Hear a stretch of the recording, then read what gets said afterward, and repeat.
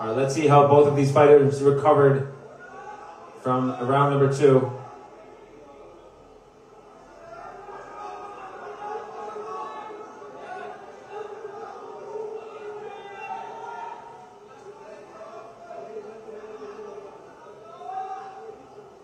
Both fighters scaling each other, trying to find an opening to throw a shot. Nice exchange. خیلی عالی. کوروش جان تمرکز They're کن. both admiring each جدی other, بگه. telling each other to go ahead, throw, I'll take it, and then I'll respond. حریف بگل کرد اتفاقا همه اعتماد به نفسش حریف کمی روحیش تضعیف کرده.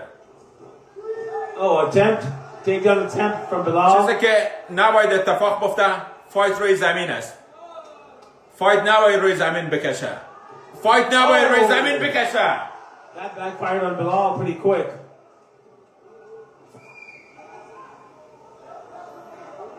Kurosh attempting to grab his back and get back control. فقط پای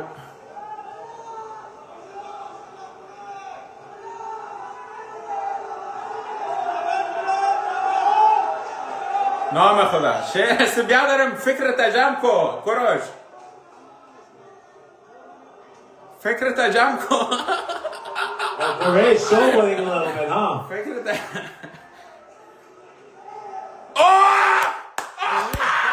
Rear naked. Oh, and he went to a full mount. نه کامل حلقه نتونست عجب Man, this fight. Oh, what a shot from up top. آرنج بزن کوروش بیا دارم آرنج بکن Bilal looks in serious trouble right now. He has to do something سوید to جان get چرا out. این کوروش بزرگ کرده چرا کوروش گفته از بلو پاره کرده به خاطر این است ارزش داشت But Kurosh showboating.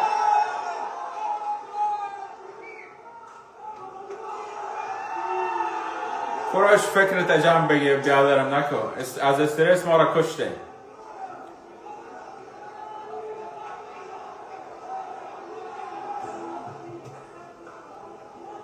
ما 10 کیلو وزن کم کردیم از استرس زیاد امشب My God.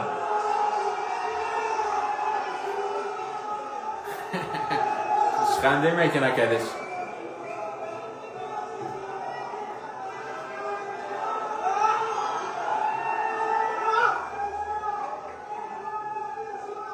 Kurosh with a takedown attempt, and he gets the takedown.